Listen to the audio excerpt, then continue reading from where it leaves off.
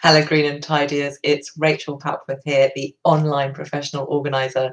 I liberate you from the shackles of clutter and chaos to give you peace of mind and productivity. And one of the things that I adore about being a professional organizer is that I get even more organized. I learn stuff from my clients, I get ideas from my clients. And as I develop courses for you, I come up with ways that I see that I should be even more organized or can be even more organized. And that's one of the things that I want to share with you today. So here's my question for you. Are you safe online? Or, like me, are you one of those people who for a very long time has been using the same less than brilliant password on 5 million different websites to log in with?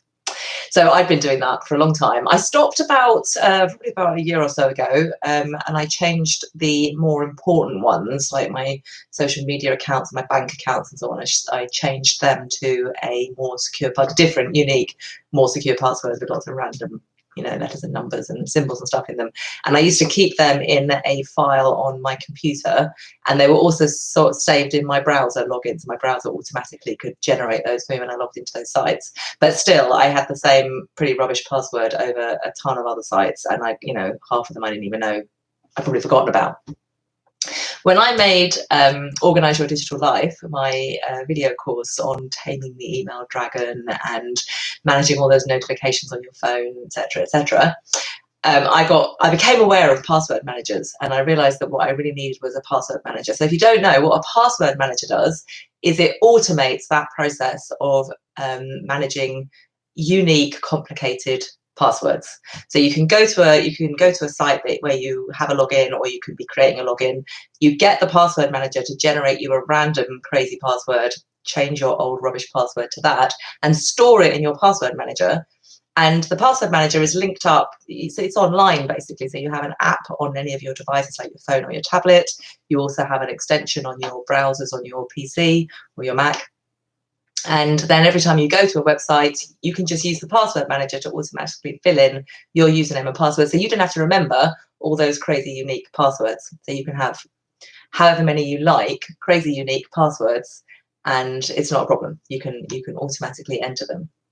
So, as I said, when I created Organize Your Digital Life, I got myself a password manager. What I hadn't yet done is the work to go back over all those old logins and change them all to something more secure. And I've been doing that over the last week or so, an hour here, an hour there. And I'm pretty sure I've caught them all now. And I tell you what, it feels great.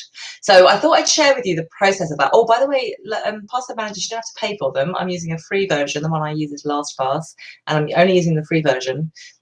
But still, it's got enough functionality for me to get myself completely safe online. So the main place where I found all my passwords obviously was that file that I was keeping myself on my computer, and then also my browser, saved in my browser, the logins I'd saved in my browser. So I went through all my different browsers. I mainly use Firefox, but there's some things I might have used Chrome for, or I might have used Internet Explorer for.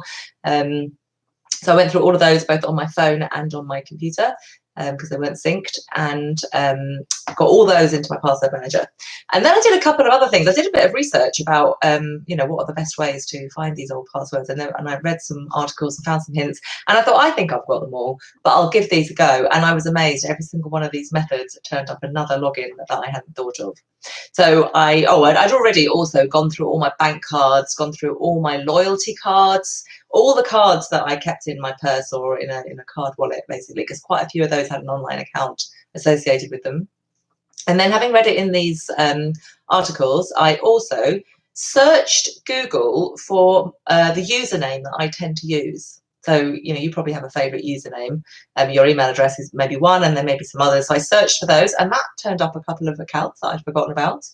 I also looked in my Facebook and my Google accounts, because you can sometimes sign into websites using Facebook. I don't do it very often. I didn't think I'd find any, but I did find 2 in Facebook where I could change the login to something more secure again. There are also websites that you can use to check if a username is available. If you just Google, is this username available? It'll come up with a load of sites, and you can put your most common username into that, and what it's telling you is, has somebody taken that username already? So on, say, for example, LinkedIn, lots of common or lots of very popular sites, it'll look to see if that username is available. So if the username is not available, it could well be that you've got an account on that site. So that tells you, if you haven't already done it, to check and see if you've got a login there and get it into Password Manager.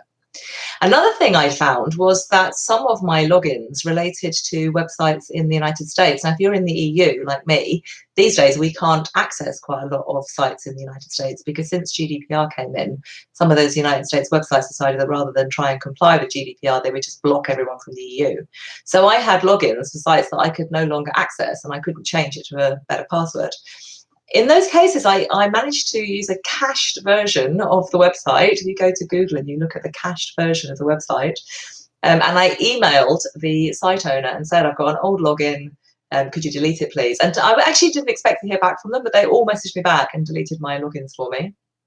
And so I'm just going to check my notes now to see if I've told you all the methods that I used. Oh, this was a method I didn't use, because I don't keep welcome emails. But if you're someone who keeps, when you subscribe to something or when you create a new login, if you keep the welcome email, then you can search all your email accounts for things like welcome to, password, new account, confirm your email, and that might give you some other accounts to get into your password manager.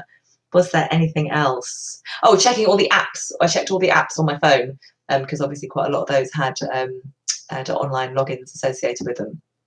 And then it was done. And the funny thing about it is, just like when I organise a cupboard or a drawer, after I'd done it, I kept just going to my phone and opening my password manager and looking at me like, ooh, look at all my secure passwords. And you can even organise them into folders, like, entertainment and shopping and who knows what else. So I tell you what, it feels great. I hadn't even realised how much of a sort of ongoing niggle of anxiety it was in the back of my mind, that I knew I hadn't done the work to make myself secure online. And it's well known that most people have got one not very secure password that they use again and again and again. It makes you very vulnerable, because if there's a data breach from any of the sites that have got your login details, and this happens a lot, then then the hackers have got that password, and they can, with automated processes, try all sorts of other websites to see if it gets them in, and they might get all sorts of details about you. The double bonus, once you've done the work to make it secure, is that if there is a data breach and you get, I sometimes get those emails that say, oh, this is one of your passwords, isn't it? And indeed it is. And we're going to blackmail you, we're going to, if you don't, and we've got film of you looking at porn. They haven't, but we've got film of you looking at porn, and we're going to put it online, and she sent us all this money in Bitcoin. I just delete those emails. But now if that happens again, I can see which password got leaked. I can go and change that password, so I know haven't got access to any of my accounts anymore. And I can also contact the company it came from and tell them they've had a data breach. So I really, really, really recommend that you get yourself a free password manager, go to all the places where you've got a login, change those logins to something unique and complex, and use the password manager from now on to log yourself in and out. Be safe online. I'll see you in the next video.